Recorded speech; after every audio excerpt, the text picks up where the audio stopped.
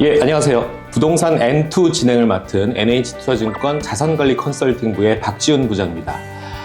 제 옆에는 부동산 관련해서 정말 현명한 정보를 줄 수 있는, 이름도 그래요. 정보현, 바로 텍스센터의 정보현 부장님 제 옆에 와 계십니다. 안녕하십니까? 안녕하십니까? 네, 저는 부동산 리서치와 고객 컨설팅 업무를 담당하고 있어서 실제 신규 자산 취득이나 보유 자산에 대한 매도, 상속 이런 증여에 대한 여부, 여기에 대한 판단, 그러니까 실제 고객을 만나면서 그분들의 고민을 해법을 제시하는 이런 상담을 진행을 하고 있는데, 여기에 대한 어떤 경험도 함께 나누고자 하는 마음도 좀 크고요. 네, 좋아요. 자, 이제 중요한 게 이제 부동산 관련된 요 컨텐츠를 이제 기획을 하신 건데, 네. 일단 특별한 의도가 있으십니까? 저는 저희가 보고서도 발간을 하고, 예. 시황 정보나 투자 정보, 지역 심층 보고서를 발간을 하면서 외부의 TV 방송이나 유튜브나 기공하고 있는데, 정작 NH투자증권 우리 채널에는 제가 나와 있질 않더라고요. 그래서 이번 기회에 직접 좀 설명을 좀 드리고, 앞으로 나오는 콘텐츠에 대해서도 좀 저자직강 느낌으로 전달 드리고자 인사드리게 되었습니다. 좋습니다. 야, 이게 증권회사 이 콘텐츠가 이 주식이나 금융상품만이 아니라 이제 앞으로 부동산이나 네. 세금 이런 영역을 더 확대시키는 NH투자증권 어디? 바로 텍스센터. 그렇죠? 예, 텍스센터입니다. 좋아요. 이제 NH투자증권 하면은 이제 부동산 하면 정보원을 떠올리는 오늘 아주 중요한 분을 모셨고, 이제 앞으로 저희가 이게 일회성으로 끝나는 게 아니죠.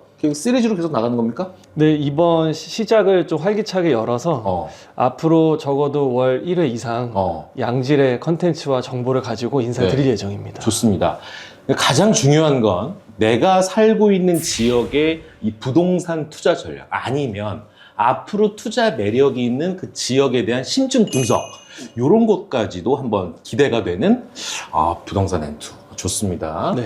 자, 그러면 제가 가장 궁금해하고 여러분들이 가장 궁금해하는 이 정말 2024년 하반기서부터 이 전국의 불안, 그러면서 2025년 어떻게 부동산이 어떻게 흘러갈 것인가에 대한 전망, 이게 사실은 가장 궁금해요. 중요하죠. 네. 네. 올해 전망 어떻게 보십니까? 언론에서 보면은 약간 전약, 후강 이런 식으로 얘기를 좀 많이 하는데, 네. 우리 정보현 우리 부장님께서는 어떻게 보십니까?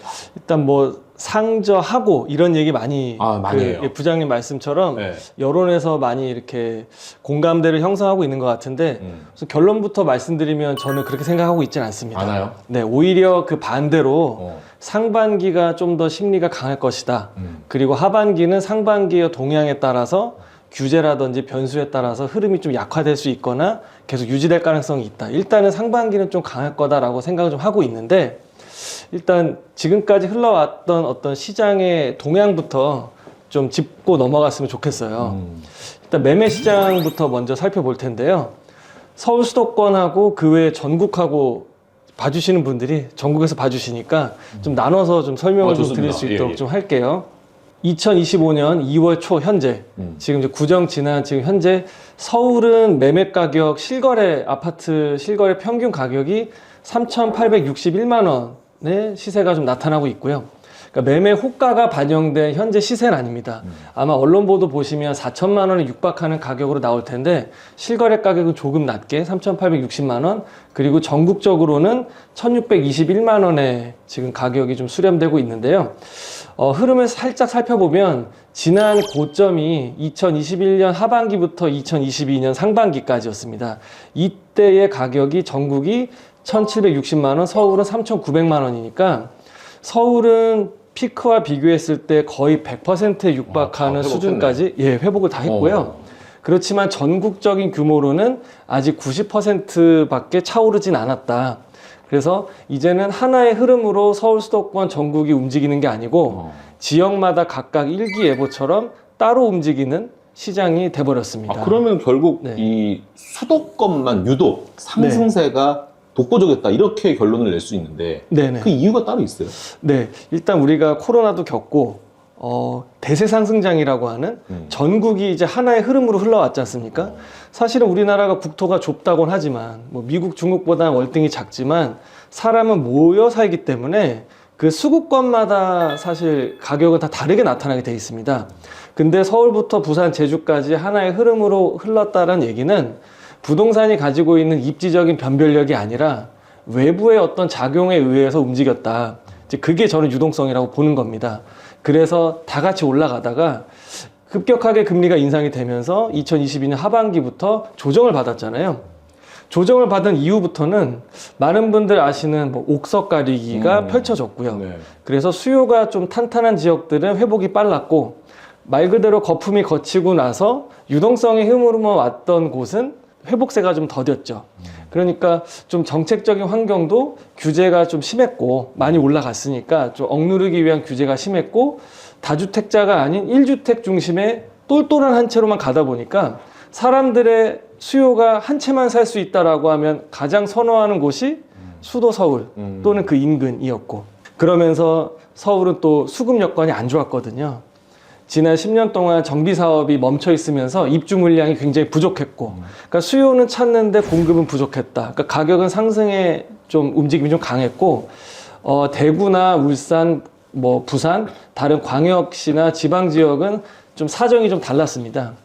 그러니까 가격이 상승할 때 정비 사업이 탄력을 받으면서 재개발 입주가 많아졌는데 정작 입주할 시점에는 시장이 좋지 않고 조정을 받으니까 수요는 감소했는데 오히려 공급이 늘었다. 그래서 수급 여건 또한 안 맞아서 지금 좀 분위기가 많이 좀 달라진 이제 그런 현상으로 분석이 되고 있습니다. 야, 약간 주식시장이랑 좀 비슷한 게 가던 섹터만 가고 못 가던 섹터들은 계속 못 가는 약간 지방이 그런 느낌이 좀 있는데 지방 얘기를 좀 해주시면 어떨까요?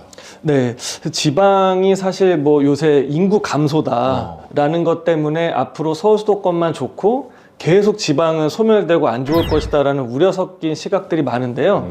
저는 꼭 그렇게만 보진 않습니다. 말씀드렸던 그 수급 여건에 따라서 조정이 좀 있었던 것도 있고요. 그리고 지역 경제가 따로 움직이는 것도 있기 때문에 그 지역의 생산이나 양질의 일자리 이런 것도 있기 때문에 오히려 저점을 활용할 수도 있다라고 생각이 되고요. 올해부터 미분양 지역이나 인구 감소 지역에 대해서 세제 혜택도 주기 때문에 수요가 좀 진작될 수도 있어서 저는 중장기적으로는 균형 발전은 뭐 정부가 나서서 또 해결해야 되는 요소이기도 하지만 시장 참여자에서 투자 기회를 항상 호시탐탐 연구해야 되는 우리 입장에서는 지방이 오히려 저점의 기회일 수도 있겠다라는 생각도 가지고 있습니다. 그 다음에 제가 또 궁금한 부분이 뭐냐면 전세 시장. 상당히 매매 시장과 비교해서 상당히 투자자분들이 궁금한 부분이 많은데 이 전세 시장에 대해서 좀 점검을 좀 해주시면 어떨까요? 매매는 이제 투자 시장이라고도 하고 자산 시장이라고 해서 가격의 등락을 소유한 사람이 가져가는 사실은 전세보다는 덜 필수적인 시장이죠. 그러니까 이 공간이 필요한 어떤 되게 절실한 시장이기 때문에 사실 매매 시장에 대한 가격 전망을 하기 위해서는 우리가 전세 시장을 먼저 살펴볼 필요가 있는데요. 매매 시장하고의 흐름은 대동소이하지만 약간의 차이점은 있습니다. 말 그대로 전세 시장도 매매 시장처럼 전 고점이 2021년 상반기였는데요. 매매 시장보다 전세 시장은 회복세가 더 빨랐습니다. 그래서 서울 수도권 기준으로는 이미 그때보다 지금이 더 가격이 높게 형성이 돼서 현재는 1,851만 원이고요. 전국적인 규모로 봐도 전 고점과 비교했을 때 거의 비슷하게 95% 정도까지 회복을 했으니까 약 950만 원 정도 실거래 가격 기준으로 가격이 형성이 되어 있습니다. 일단 저는 전세 시장에서 두 가지 포인트를 좀 핵심적으로 짚어드리고 싶어요. 일단 첫 번째는 전세와 매매 가격의 동조화를 말씀을 좀 드리고 싶고요. 두 번째는 동조화라고 하면 같이 움직인다는 얘기잖아요. 누가 먼저 움직이냐? 그렇죠. 먼저 움직이면 분명히 따라서 움직이기 때문에 먼저 움직이는 걸 알아야 되잖아요. 그래서 매매 가격과 전세 가격의 상관관계. 저는 전세 가격이 먼저 움직인다. 전세 가격이 먼저 움직여요? 네, 말씀을 좀 드리고 싶습니다. 그래야 시장을 좀 이해하시는데 좀 편하실 것 같아요. 그럼 먼저 매매 시장과의 동조화에 대해서 말씀을 드릴 텐데 예전에는 부장님 혹시 집값이 떨어질 것 같아요 경제 위기가 와요. 그럼 부장님 내 집 마련해야 되는데 노숙을 할 수는 없으니까 어딘가 거처 마련해야 되는데 돈은 충분히 준비돼 있고요. 예. 근데 떨어질 게 눈에 보여요. 예. 그러면 집을 사시겠습니까? 아니면은 전세나 월세를 한번 우회했다가 나중에 저점이 됐다 생각하면 그때 매수로 그러니까 나서시겠어요. 이게 부동산이 어려운 게 분할 매수할 수도 없는 거고. 그렇죠. 그렇죠. 일단은 관망하는 차원에서 네. 전세로 일단 먼저 초이스를 할 것 같아요. 그렇죠. 그래서 종전의 부동산 시장에서는 매매 가격이 좀 빠지면 네. 매수 심리가 위축이 됩니다. 그래서 집을 살려고 하는 수요도 전세 수요로 얹혀지기 때문에 전세 수요는 오히려 증가를 해서 매매 가격은 이렇게 하락하지만 전세 가격은 올라옵니다. 그래서 이런 기간이 장기화되면 어느 순간 매매 전세 갭이라고 하는 이 차익이 붙어버려요. 그럼 이때는 본격적으로 전세를 안고 투자 수요가 시장에 진입하는 그 시기가 되는 건데 우리가 글로벌 금융위기 이후에 2010년대 들어오면서 서민주거 안정이라는 큰 정책적인 목표를 두고 정부가 공적 보증을 해주면서 전세자금 대출을 굉장히 늘렸어요. 그러면서 사람들이 전세대출을 많이 받기 시작하니까 2012년 그때는 한 20조 원 정도밖에 풀리지 않았는데 지금은 이게 170조 원 정도가 풀려 있습니다. 그러니까 이 얘기는 다시 해석하면 전세도 이제는 금융시장 안으로 상당히 많이 발을 들여놓은 거예요. 그러니까 지난번처럼 금리가 급격하게 인상이 됐을 때 매매 가격만 출렁하는 게 아니고 전세 가격도 같이 출렁하는 겁니다. 그러면서 이게 같은 하나의 움직임으로 흘러가기 시작했다. 이게 이제 동조하고 유행으로 그치지 않고 앞으로도 이런 그 흐름은 좀 유지될 것으로 저희는 내다보고 있고요. 그리고 두 번째 그 상관관계를 말씀드리면 일단 매매는 대기 수요가 있어요. 그렇죠. 아까 부장님 말씀처럼 지금 좀 피하고 싶은데 분할 매수도 안 되고 그냥 관망으로 그렇죠. 할 수가 있잖아요. 네. 근데 전세는 당장 요번에 만기가 돌아와요. 그럼 연장을 하던가 다른 전세를 그렇죠. 찾아야 되니까 예. 대기가 없어요. 그래서 계약이 빨리빨리 이루어지고 의사결정도 빠르고요. 공간 시장이다 보니까 그래서 전세가 먼저 움직이면 그 전세가율이 일종의 자산 가격의 하방 지지선 역할을 하면서 따라 움직이는. 그래서 팁을 드리고 싶은 것은 우리가 전세 가격의 추이를 보면서 매매 가격이 한 발자국 뒤서서 움직인다라고 보시면 될 것 같아요. 전세가가 오른다, 그 매매 가격을 이제 밀어 올릴 가능성이 높아진다라고 좀 봐주시면 될 것 같습니다. 예. 제가 앞서서 말씀드렸듯이 일단 시장에서 참여하는 사람들의 대부분의 전망은 네. 일단 신정부 출범을 예. 기대하고 있는 부분들이고 네. 그래서 오히려 하반기로 가면 갈수록 오히려 네. 부동산 시장이 좀 강해지는 거 아니냐라는 기대감이 좀 네. 있는데 네. 지금 정보현 부장님은 나는 지금 그렇게 생각하지 않는다라고 네. 말씀해 줬단 말이에요. 네. 일단 왜 그렇게 생각하지? 좀 더 자세히 좀 말씀 줄 수 있을까요? 네, 일단 사람들이 물론 부동산이 정책에 굉장히 민감한 재화인 건 맞습니다. 네. 그래서 뭐 토지는 규제 상품이라고도 하니까 그래서 막연히 정부 정책에 대한 기대감만 가지고 지금 관망해서 기다렸다가 뭐 나중에 정책적인 환경 변화 이후에 시장에 본격적으로 뛰어들어야지 라고 하시는 분들도 더러 많이 계시죠. 예. 근데 지난 연말을 거치면서 지금 2025년 오면서 많은 분들이 이제 그 생각을 하신 거예요. 이제 정책의 공백기가 좀 있을 거고 그리고 그러면 나중에 정책이 좀 바뀌었을 때 환경이 더 규제가 더해지는 시장으로 바뀔 가능성이 있는가 아니면은 규제가 더 완화될 가능성이 있는가 이걸 좀 보는데 사실은 시간이 흘렀다라고 해서 계속 투자하기에 또는 시장에 참여하기에 우호적인 환경으로만 바뀔 거라는 생각들은 거의 안 하는 것 같아요. 지금은 오히려 공백기인 지금 잠실과 삼성동, 뭐 청담동, 대치동 일대의 잠삼대청이라고 하는 토지거래 허가구역도 해제를 하고 재건축 관련된 규제도 풀고 예, 대출 규제도 좀 풀어주고 하니까 오히려 지금이 좀 더 나을 수 있겠다. 그러니까 정책적인 환경은 오히려 지금이 더 풀리는 분위기가 있겠다라는 생각이 좀 있고 그렇죠. 그리고 거시적인 경제 요건을 봤을 때 뭐 우리 하우스에서도 뷰를 내놨지만 좀 더뎌지고 있긴 하지만 뭐 금리 인하가 그렇죠. 연내에 뭐 2차례 또는 3차례 뭐 그렇죠. 예, 네. 이렇게 예정이 돼 있으니까 오히려 집을 사기에는 더 자금 조달 측면에서 유리해진 측면도 좀 있고요. 그리고 뭐 이런 얘기 했으니까 조금 더 부연적으로 말씀드리면 스트레스 DSR 3단계 도입이 올 7월부터 예정이 돼 있어요. 그럼 가상금리가 1.5%가 확정이 됩니다. 그리고 7월부터 또 달라지는 게 전세보증은 공적보증을 해준다 그래서 은행에서도 많이 내줬던 대출인데요. 이제는 전세보증 대출도 공적보증을 90%로 좀 낮춰요. 그러면 전세자금 대출이 예전만큼 넉넉하게 나가진 않을 거다라는 거죠. 그러면 사람들은 굳이 기다려봤자 시간이 해결해주지 않으니 이왕이면 그 전에 미리 다른 규제가 더 더해지기 전에 이렇게 움직이려고 하는 수요가 많아질 것이고, 또 하나가 부동산은 황금성이 좀 낮은 자산이죠. 그러니까 떨어졌다라고 해서 주식처럼 내놨을 때 바로 거래가 체결이 안 되니까 시간이 좀 많이 걸려서 사실 상승장에서만 거래가 활발합니다. 그래서 저는 시장을 전망을 예측을 할 때 이 거래량을 굉장히 유심히 봐요. 거래량을 보는데 지금 현재의 부동산 시장에서는 서울 지역에선 거래량 3,000선이라는 기준이 하나가 생겼어요. 이건 좀 기억해 주시면 좋을 것 같습니다. 예. 그래서 3,000선이 유지가 되면 서울의 아파트 가격은 하락으로 떨어지기가 쉽지가 않습니다. 지금 한 최근 5년 동안의 추이를 볼 때. 네. 근데 4천, 5천 늘어나면 가격은 올라가요. 근데 재작년, 뭐 작년 안 좋은 위기를 봤을 때도 이 3,000선은 어느 정도 유지가 됐고요.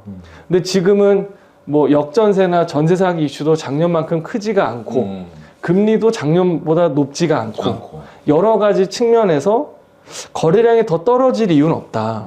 그리고 구정 지난 이후 시점부터 예. 이달부터 상급 지역부터 특히 이제 잠삼대청이 토지거래 허가 풀리니까 이쪽 지역부터 호가가 올라가는 이런 모습들이 아직도 갈아타기 하려는 유효 수요가 있다라는 측면에서 저는 한 템포 먼저 1, 2분기 때 움직일 것이다 라고 예측을 하는 겁니다. 약간 이제 주식시장에서도 약간 좀 안 좋지만, 현재 상황은 안 좋지만 이제 턴어라운드가 될 것 같은 네. 종목들이 먼저 선반영돼서 올라가는 것 같은 논리이기도 하고, 네. 약간 신정부가 도래가 되면 이제 물론 가정이긴 하지만 내수 경기에 대한 네. 이게 어떤 육성하기 위해서 여러 가지 정책들이 나올 건데, 이런 생각도 해봅니다. 매매보다는 오히려 신규 공급되는, 네. 그렇죠? 그런 네네. 아파트나 요 주택으로 이쪽으로 오히려 쏠려 나가다 보니까 네. 매매는 조금 오히려 좀 건조하지 않을까, 이런 좀 전망도 해보는데 어떠세요? 네. 그러니까 신규라고 하는 거는 분양 말씀. 분양이죠. 아, 그렇죠. 분양은 우리나라에서 내 집 마련을 하기 위한 거래 원인 중에 늘 항상 각광을 받는 네. 이제 방법이기도 한데요. 기회가 되면 말씀드리겠지만 저는 분양의 청약을 노크해서 내 집 마련하는 방법은 항상 거의 좋다라는 식으로 긍정적으로 좀 말씀을 좀 드리고요. 특히 이제 분양가 상한제가 적용이 돼서 네. 일반 시세보다 좀 낮게 공급이 되는 쪽은 가점 관리를 잘 하셨던 분들이면 당연히 노리셔야 되는 거고, 그게 아니어도 추첨제 물량이 있으신 분들은 1순위까지 다 1주택자라도 될 수 있으니까 당첨 확률 물론 낮죠. 그렇지만 노려보고 주변에 꼭 그 분양가 상한제 적용 지역이 아니다 하더라도 분양에 나서는 물량들은 항상 예의주시하면 좋을 것 같아요. 그래서 지금은 항상 신축 위주로 가니까 분양을 통해서 새 아파트 입주 시점에 이것만큼 새 건 없잖아요. 그러니까 그런 측면에서도 트렌드에도 맞고 중간중간 자금 조달도 유리하고. 우리 메이저급 건설사들의 공급 물량 추이는 대충 어느 정도 그래프를 그릴 수 있을까요? 작년보다는 좀 공급을 좀 더 많이 해줄나요? 입주 물량 기준으로는 전국적으로는 26만 호 정도가 되고요. 서울은 3만 5천 호 정도 입주를 앞두고 있는데 예. 전국은 작년보다 조금 줄었고요. 그래요. 그래서 지방 지역이 미분양에서 조금 더 그래도 환경은 개선될 것이라고 보는 게 입주 물량이 좀 작아졌기 때문에 서울은 작년보다는 좀 늘었어요. 그래서 일부 뭐 이문 뉴타운이나 뭐 강동구 둔촌동의 뭐 올림픽 파크 포레온이나 대규모 단지가 입주하는 곳들은 전세 가격이 살짝 조금 안정을 찾아가는 이제 그런 데 좀 기인을 했었죠. 계속 얘기를 듣다 보니까 이게 쏙쏙 빠져 들어갑니다. 근데 가장 중요한 결론, 우리가 그 투자 상담할 때 그래서 어떡하란 말이야, 이게 가장 중요한 핵심 키포인트 아니겠습니까? 바로 물어볼게요. 그럼 올해 집 사는 게 좋을까요? 네? 그렇죠. 가장 이제 중요한 질문이 네. 왔습니다. 결론 알죠. 네, 일단 내가 처한 상황에 따라서 네. 그러니까 내가 주택 보유를 이미 많이 하고 있다. 그러니까 2주택 이상 다주택이다라고 하면 지금 살 때 아니다라고 말씀드리고 싶어요. 네. 그러니까 예전처럼 집의 보유 숫자를 늘려가면서 전세 안고 레버리지 투자를 하면서 차익을 극대화하기 위한 투자 패턴 이제는 끝났다. 끝났다. 네, 왜냐하면 5년 전부터 이미 그냥 똘똘한 한 채, 지금 가장 똑똑한 한 채로 가기 때문에 다주택은 아마 취득세부터 중과를 적용받거든요. 그러면 들어갈 때부터 이것 떼고 보유세 떼고 양도세 떼고 하면은 보유 실익이 크진 않을 거예요. 차라리 내가 실거주 하면서 주거 효용도 누리면서 투자 수익까지 노릴 수 있는 똘똘한 한 채 좋은 양질의 이제 우량 주택을 매입을 하고 나머지는 사실 다른 뭐 금융상품이나 다른 투자 하시는 게 더 유리할 거고요. 다주택은 아무튼 좋지 않다. 1주택자 이미 살고 계신 집이 있잖아요. 네, 그렇죠. 근데 주거 상향에 대한 니즈는 다들 있으실 거예요. 근데 지금은 고가주택하고 중저가나 중가주택이 가격이 좁혀지는 갭을 메우는 시장이 아니고 양극화, 차별화가 계속 이어지는 시장이기 때문에 갭이 벌어진다는 얘기죠. 그러니까 니즈가 있으시면 저는 사실 갈아탈 때는 하락장이 갭이 줄어들기 때문에 좋은데 그러니까 종전주택과 대체주택과의 차익이 지금 벌어져 있거든요. 그래도 저는 아주 좋은 타이밍은 아니지만 아직은 유효하다. 네, 그래서 내가 적정 규모의 대출을 동반해서 갈 수가 있으면 아직까지는 추천한다. 집이 없어 지금. 네. 그럴 때 어떻게 해요? 집이 없는 무주택자다. 무주택자면은 저는 내 집 마련하는 게 나쁘진 않아요. 왜 그러냐면 지난 고점인 2021년, 22년보다 지금 3년 이상 시간이 흘렀지만 가격은 거의 비슷하단 말이죠. 그럼 적어도 지금 사는 사람들은 3년 전에 사는 사람보다 그만큼의 시간은 적어도 벌고 들어가시는 거예요.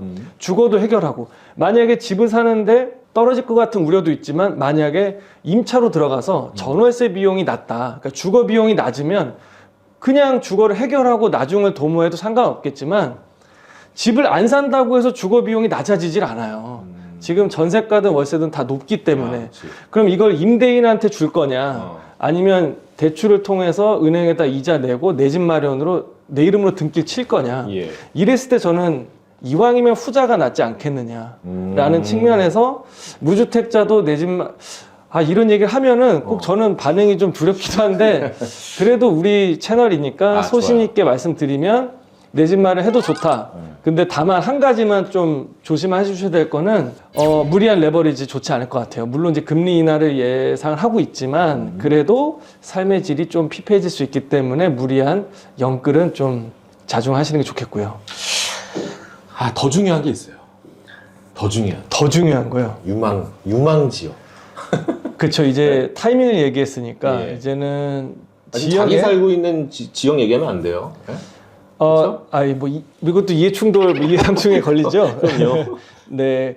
일단 유망 지역은 서울부터 말씀드리면 앞으로의 개발 축이 가장 굵은 게 한강이죠. 많은 분들 아실 거예요. 그러니까 수변 중심으로 가기 때문에 꼭 강남 3구, 버블7 예전처럼 이런 게 아니고 수변 중심으로 남과 북이 이어진 곳에서부터 개발이 시작될 거예요. 그리고 이 수변 중심이 교통이 좋아요.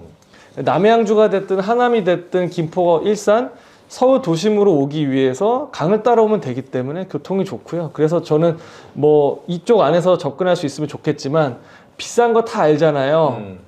거기 뭐 몰라서 안 들어갑니까? 뭐 구매력 때문에 못 들어가는 건데 라고 하시는 분들은 꼭 그런 상급지가 아니다 라고 하더라도 차선책이 있죠. 그러니까 한강이 보이지 않아도 됩니다. 한강에 붙어있는 행정구면 좋겠고요. 거기 비싸서 만약에 나한테는 좀 여건이 안 맞는다 라고 하면 그 붙어있는 구에 붙어있는 구도 좋습니다. 서대문구, 그러니까 마포구 안 되면 서대문구 괜찮고요. 성동구 안 되면 동대문구 괜찮을 것 같아요.